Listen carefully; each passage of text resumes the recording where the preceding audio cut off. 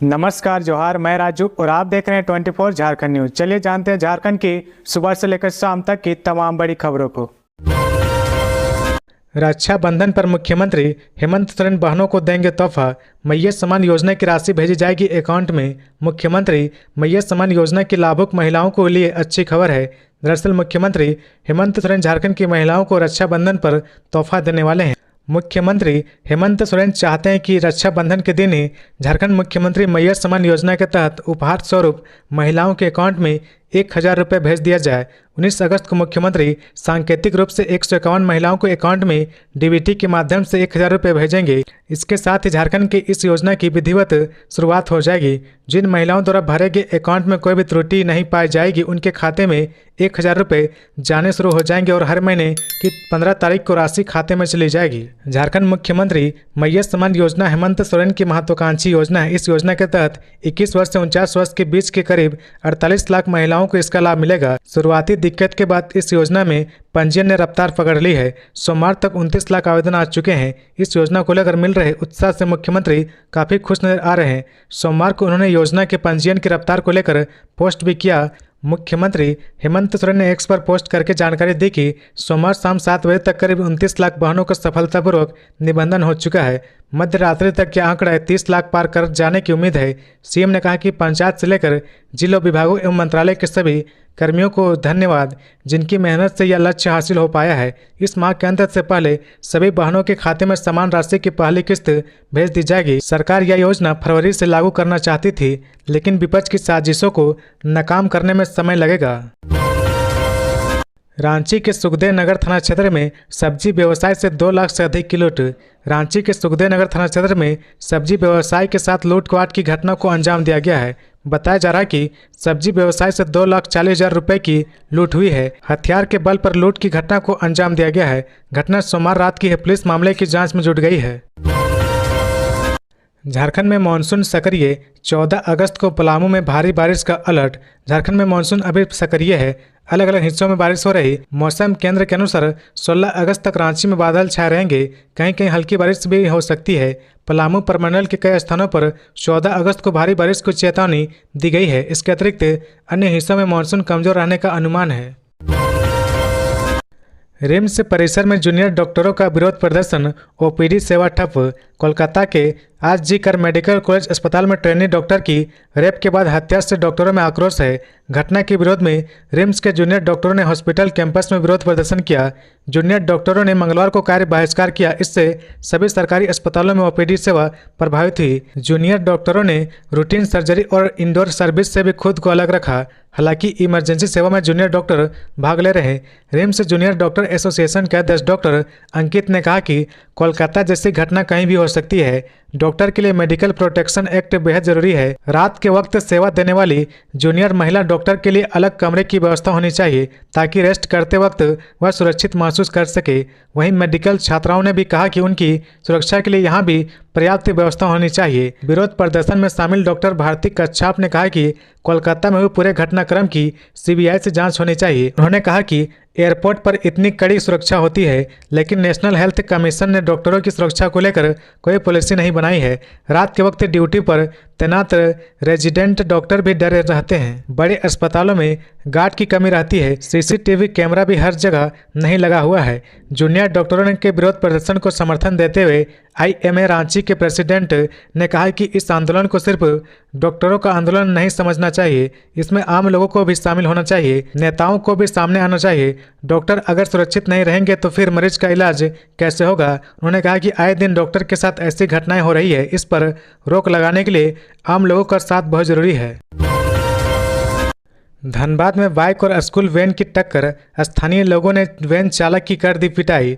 धनबाद के तोपचांची थाना क्षेत्र के गोमो स्थित रेलवे ओवरब्रिज के पास मंगलवार सुबह एक बाइक और स्कूल वैन की जोरदार टक्कर हो गई, जिसके बाद स्कूल वैन सड़क किनारे जा गिरी। इस हादसे में बाइक सवार 2 लोग बुरी तरह से जख्मी हो गए तथा वैन में बैठे 5 बच्चों को चोटें आई है। बताया जाता है कि यह स्कूल वैन हरिहरपुर थाना क्षेत्र के जीतपुर स्थित डीनो बाली स्कूल का है। घटना की जानकारी मिलने के बाद पुलिस भी मौके पर पहुंच गई है और वैन ड्राइवर को हिरासत में ले लिया है। साथ ही वैन और बाइक को भी कब्जे में लेकर जांच शुरू कर दी है।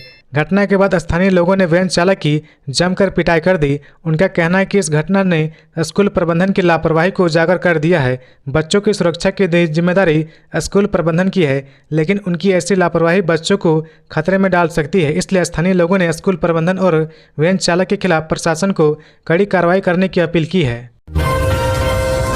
जेपीएससी मेंस का रिजल्ट जारी नहीं होने से अभ्यर्थी परेशान। नोटिस जारी करने के बाद भी सक्रिय नहीं दिखा आयोग।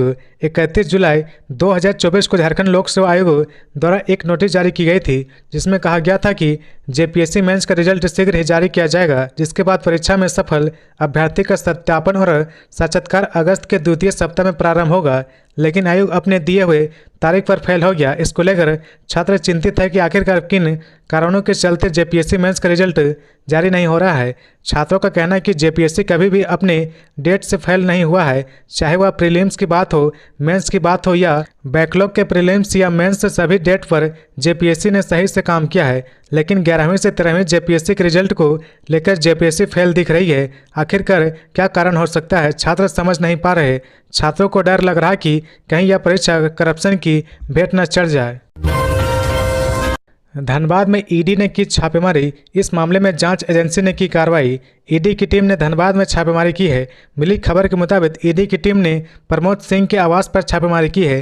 रांची से पहुंची ईडी की टीम धनबाद के नगर सेक्टर 3 स्थित प्रमोद सिंह के आवास में पड़ताल कर रही। सूचना है कि ईडी के अधिकारी 4 इनोवा कार में सुरक्षा बलों के साथ पहुंचे हैं। ईडी की यह छापेमारी एनएचएम में हुए 6.97 करोड़ के घोटाले से संबंधित है। गौरतलब है कि 2016 में हुए करोड़ों रुपए के घोटाले में प्रमोद सिंह को आरोपी बनाया गया है। ईडी प्रमोद सिंह के खिलाफ पहले भी कार्रवाई कर चुकी है। आज से पहले ईडी ने 4 जुलाई को छापेमारी की थी। ईडी के अधिकारियों ने 11 जुलाई को प्रमोद को पूछताछ के लिए रांची बुलाया था, लेकिन प्रमोद सिंह अस्वस्थ होने का आवेदन देकर रांची के दफ्तर में हाजिर नहीं हुए थे।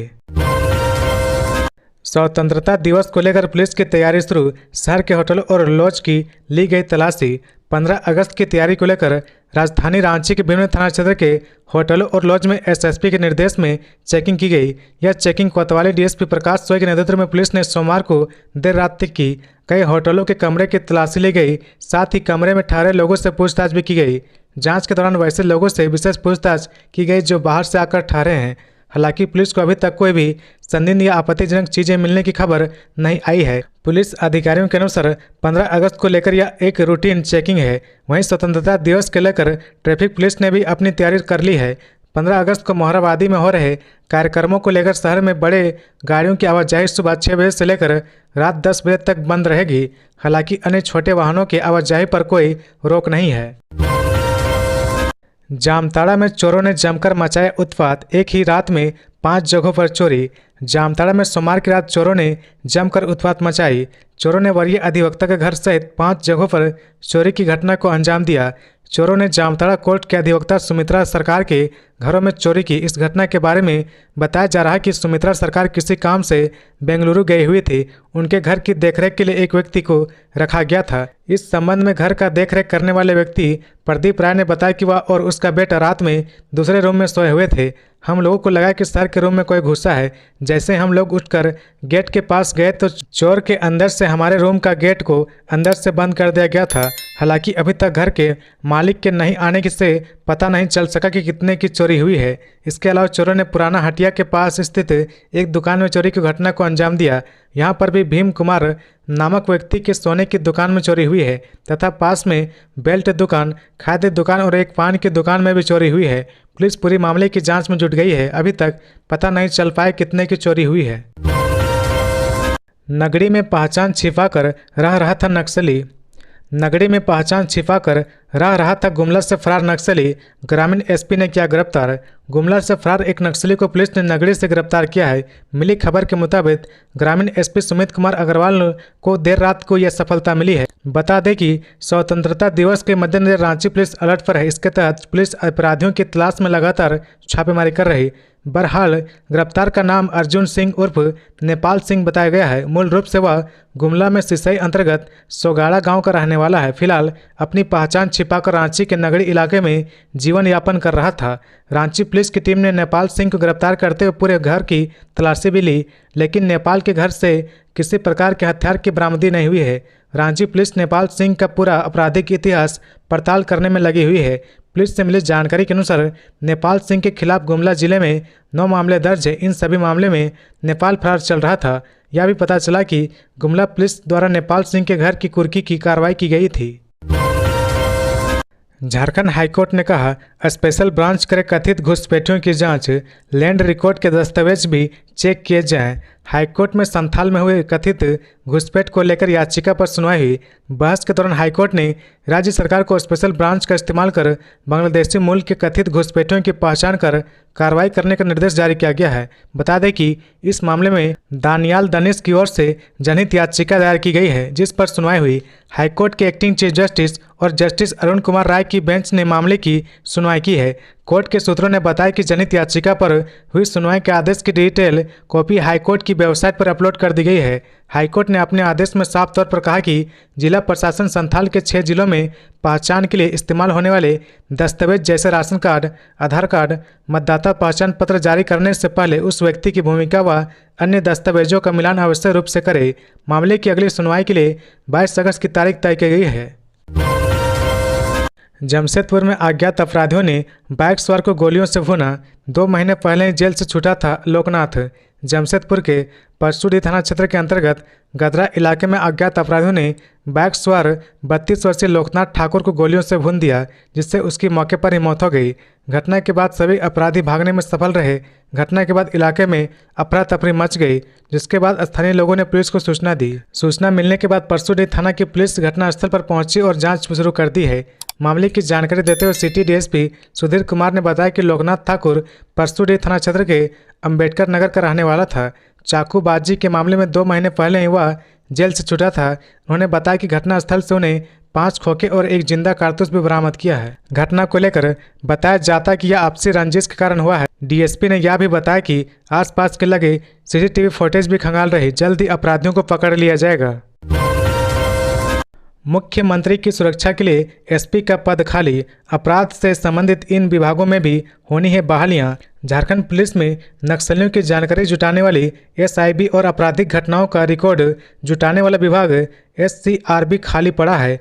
एसआईबी में डीआईजी और एसपी दोनों पद खाली है, जबकि एससीआरबी में आईजी और एसपी का पद लंबे समय से खाली है। इसके अलावा सबसे चौंकाने वाली बात यह है कि मुख्यमंत्री की सुरक्षा के लिए जिम्मेदार एसपी का पद भी खाली है। स्पेशल ब्रांच में एसपी स्तर के 4 पद हैं। इसमें से केवल 2 अधिकारी कुसुम पुनिया और चंदन झा की नियमित पोस्टिंग है, जिसमें सबसे अहम सीएम सुरक्षा का पद खाली है। स्पेशल ब्रांच में एडीजी नहीं होने से आईजी को प्रभार मिला है। राज्य में खुफिया सूचना जुटाने का काम स्पेशल ब्रांच का है, लेकिन अक्टूबर 2021 में मुरारी लाल मीणा को यहां से हटाकर मुख्यालय एडीजी बनाया गया है था, जिसके बाद से यह पद खाली है।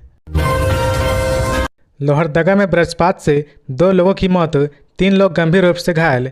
लोहरदगा जिले के केरो और कुड्डू थाना क्षेत्र में वज्रपात की चपेट में आने से एक महिला और एक युवक की मौत हो गई। वहीं घटना में 2 महिलाएं गंभीर रूप से घायल हो गई। घायल महिलाओं को इलाज के लिए लोहरदगा सदर अस्पताल में भर्ती करवाया गया है, जहां पर महिलाओं का इलाज चल रहा। बताया जाता है कि लोहरदगा जिले के केरो थाना क्षेत्र के नगड़ा गांव में वज्रपात की चपेट में आने से एक महिला की मौत हो गई। वहीं गांव की ही एक महिला गंभीर रूप से घायल हो गई। नगड़ा गांव में धन रोपनी के दौरान बारिश के साथ हुए वज्रपात की चपेट में आने से गुलाब महली की पत्नी 25 वर्षीय उर्मिला देवी की मौत हो गई। वहीं परियाग उरांव की पत्नी 28 वर्षीय देवंती देवी गंभीर रूप से घायल हो गई, जिसे इलाज के लिए लोहरदगा स्थित सदर अस्पताल ले जाया गया। दोनों महिलाओं को कुछ देर के लिए ग्रामीणों ने गोबर में गाड़ कर रखा गया था। बाद में स्थानीय चौकीदार के पहुंचने के बाद ग्रामीण ने घायल महिला को इलाज के लिए लोहरदगा सदर अस्पताल भेजा। स्वतंत्रता दिवस की तैयारी, मोहराबादी मैदान में किया गया full dress rehearsal, DC SSP के ज्वाइंट ब्रीफिंग। स्वतंत्रता दिवस पर मोहराबादी मैदान में आयोजित झंडा तोलन समारोह को लेकर मंगलवार को फुल ड्रेस रिहर्सल किया गया। परमंडलीय आयुक्त दक्षिणी छोटानागपुर प्रमंडल अंजनी मिश्रा, उपायुक्त रांची राहुल कुमार सिन्हा एवं वरीय पुलिस अधीक्षक चंदन सिन्हा की अगुवाई में फुल ड्रेस रिहर्सल किया गया। इस दौरान स्वतंत्रता दिवस की होने वाली गतिविधियों को दोहराया गया। परमंडलीय आयुक्त दर्शनी छोटानागपुर परमंडल अंजनी मिश्रा ने परेड की सलामी ली एवं वरीय पुलिस अधीक्षक चंदन सिन्हा द्वारा सभी पार्टियों को परेड से संबंधित आवश्यक दिशा निर्देश दिया गया। स्वतंत्रता दिवस पर मोहराबादी मैदान में आयोजित झंडोत्तोलन समारोह के लिए प्रतिनियुक्त पदाधिकारियों की ज्वाइंट ब्रीफिंग भी हुई। इस दौरान पुलिस प्रशासनिक पदाधिकारियों को उपायुक्त सह जिला दंडाधिकारी रांची एवं वरीय पुलिस अधीक्षक रांची द्वारा जारी संयुक्त आदेश के बारे में विस्तार से जानकारी दी गई। सभी प्रतिनियुक्त पदाधिकारियों को ससमय प्रतिनियुक्त स्थल पर पहुंचकर कार्य एवं दायित्व का निर्वहन करने का निर्देश दिया गया है। रांची के इन ग्रामीण इलाकों में चली पुलिस की छापेमारी, पकड़े गए लोगों पर हुई कार्रवाई। रांची ग्रामीण एसपी के निर्देश पर सोमवार को रात 7 बजे से लेकर 8 बजे तक मांडर, नारकोबी, इटकी, दालादली और मांझी, बुढ़मू मोरी, दसमफल, चान्हो, सोनाहतु, ठाकुर गांव, बुंडू, पिठोरिया थाना क्षेत्र में अड्डेबाजी स्थलों पर छापेमारी अभियान चलाया गया। छापेमारी के दौरान अड्डेबाजी स्थल से पकड़े गए लोगों पर कार्रवाई की गई। इटारसी रेल हादसे पर मुख्यमंत्री हेमंत सोरेन और कल्पना सोरेन ने जताई नाराजगी। कहा, सरकार इतनी बेपरवाह क्यों। मध्य प्रदेश में नर्मदापुरम जिले के इटारसी रेलवे स्टेशन पर सोमवार शाम 6:30 बजे प्लेटफॉर्म संख्या 2 पर प्रवेश कर रही रानी कमलापति सहरसा स्पेशल ट्रेन की 2 बोगियां बेपटरी हो गई। इस घटना के बाद मुख्यमंत्री हेमंत सोरेन ने सोशल मीडिया एक्स पर अपनी नाराजगी जाहिर की है और कहा कि आखिर कब केंद्र इन रोज होती रेल दुर्घटनाओं को लेकर चेतेगी। आखिर आम भारतीयों की जान माल की सुरक्षा को लेकर इतनी बेपरवाह क्यों है सरकार। वहीं इस घटना को लेकर गांडे विधायक और मुख्यमंत्री हेमंत सोरेन की पत्नी कल्पना मनोज सोरेन ने भी आवाज उठाई। उन्होंने सोशल मीडिया एक्स पर लिखा कि रेल पटरी से उतर रही और साथ ही हमारी उम्मीदें भी। क्या रेलवे वाकई किसी बड़े हादसे का इंतजार कर रही। बीते कुछ साल में रेल मंत्रालय की दुर्घटनाओं के प्रति निष्क्रियता और घटिया क्वालिटी के रेल पटरियों का उपयोग के कारण ही इतनी घटनाएं हो रही है। अब समय है कि आवाज उठाएं और सुरक्षित रेल यात्रा की मांग करें। नक्सलियों का आपराधिक चेहरा, पुलिस के रडार पर 317 चेहरे, सर्च ऑपरेशन जारी। नक्सली संगठन से जुड़े कैडरों का आपराधिक चेहरा सामने आ रहा। जेल से बाहर आने के बाद नक्सली कमांडर आपराधिक गिरोह में शामिल होकर हिंसक घटनाओं को अंजाम दे रहे। प्रतिबंधित नक्सली संगठन झारखंड जनमुक्ति परिषद JJMP के सदस्य रहे कमांडरों पर झारखंड के विभिन्न इलाकों में सोना लूट की घटनाओं को अंजाम देने का आरोप लगा है। जेल से बाहर आने के बाद नक्सली सेना लूट गिरोह के सदस्य बन गए और घटनाओं को अंजाम दे रहे। पुलिस ने झारखंड बिहार सीमा पर खासकर पलामू इलाके में जेल से बाहर आने वाले नक्सली कैडरों और उनके समर्थकों को अपने रडार पर लिया है। पुलिस ने 317 ऐसे चेहरों की पहचान की है जो भाकपा माओवादी, TSPC और JPMP से जुड़े हैं। SP ने कहा कि पुलिस लगातार अभियान चलाकर नक्सलियों के कैडर को और समर्थकों की जांच की जा रही। SP रिश्मा रमेशन ने कहा, पलामू पुलिस अभियान चलाकर जेल से बाहर आने वाले नक्सली कैडर और उनका समर्थन करने वाले की जांच कर रही। पुलिस जांच में कई जानकारियां मिली है जिसके बाद आगे के सर्च ऑपरेशन चलाया जा रहा। जांच में अभी पता चला है कि जेल से बाहर आने के बाद कई नक्सली कैडर उनके द्वारा समर्थित आपराधिक गिरोह में शामिल हो गए। पुलिस ने उन सभी की पहचान कर ली है। तो ये थी आज की झारखंड की टॉप बड़ी खबरें। इसी तरह झारखंड की हर छोटी सी बड़ी खबर देखने के लिए आप हमारे चैनल 24 झारखंड न्यूज को सब्सक्राइब करके बेल आइकन प्रेस कर ले, जिससे झारखंड की हर छोटी सी बड़ी खबर की अपडेट आप तक पहुंचता रहे। तो आज के लिए बस इतना ही। हमें दीजिए इजाजत, फिर मिलते हैं नेक्स्ट न्यूज में।